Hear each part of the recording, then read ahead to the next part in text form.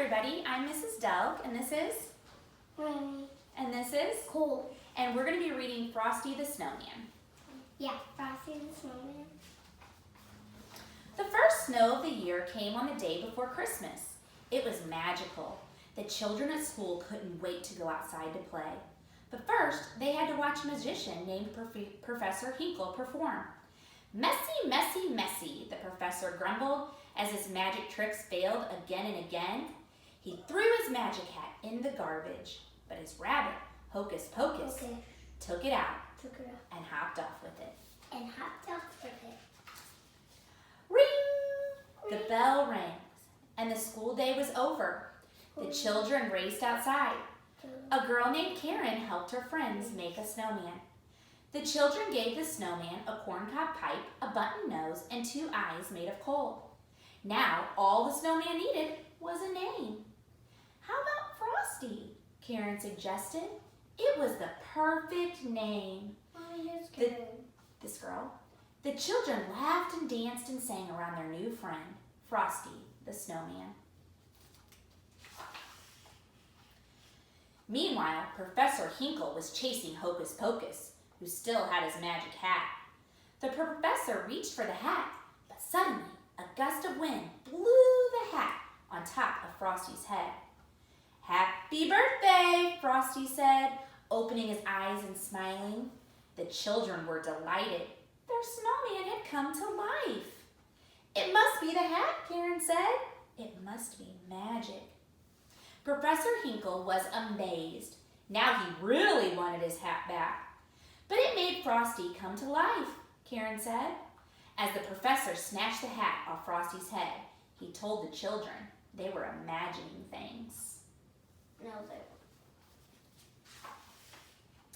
Luckily, Hocus Pocus was able to switch the hat with a wreath.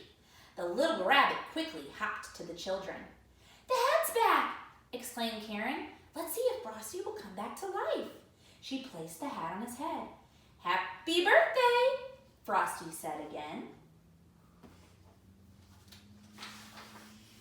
Soon it got warmer outside. Frosty started to melt. Karen knew they had to get Frosty somewhere cold. The children all agreed that Frosty should take the next train to the North Pole. Frosty was very happy. "Let's have a parade," he said. Is it right here? Mm-hmm. That's Frosty. Hey, Frosty. At the ticket office, they realized they didn't have enough money for the train ride. Hocus Pocus got an idea. There was a refrigerated boxcar carrying ice cream and cakes to the North Pole. Frosty could ride in there. He got on board. Karen and Hocus Pocus decided to travel with him.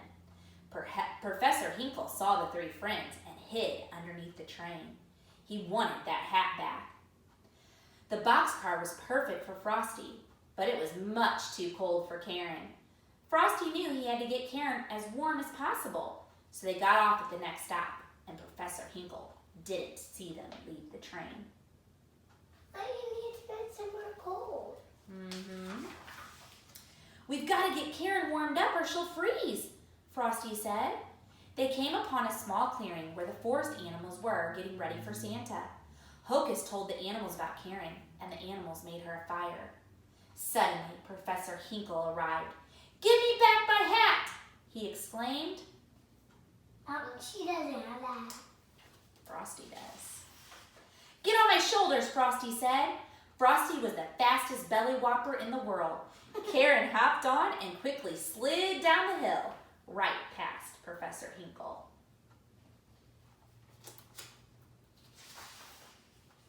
At the bottom of the hill, Frosty took Karen into a greenhouse full of Christmas flowers to keep warm. But the mean professor had other plans. He slammed the door shut, trapping Frosty and Karen inside. "The minute you're melted, that hat will be mine," Professor Hinkle yelled. At that very moment, Santa was in the woods talking to Hocus Pocus. The little rabbit told Santa that Karen needed to go home and Frosty needed to go to the North Pole.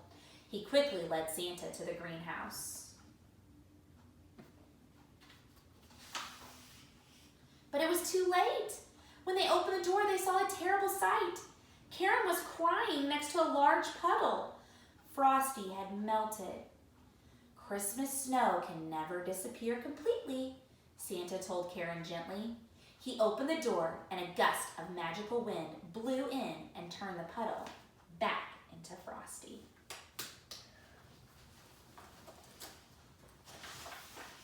Professor Hinkle tried to take the magic hat back, but Santa told him that if he did, he would never get any more Christmas presents. Professor Hinkle didn't want that, so he gave Santa the hat. Santa placed the magical hat on Frosty. "Happy birthday," Frosty said once again. Karen was so happy that Frosty was alive. Santa let Frosty and Karen ride on his sleigh. He was going to take Karen home. Frosty would go with Santa to the North Pole, where it was always cold. Karen was sad to say goodbye to Frosty, but he promised to come back.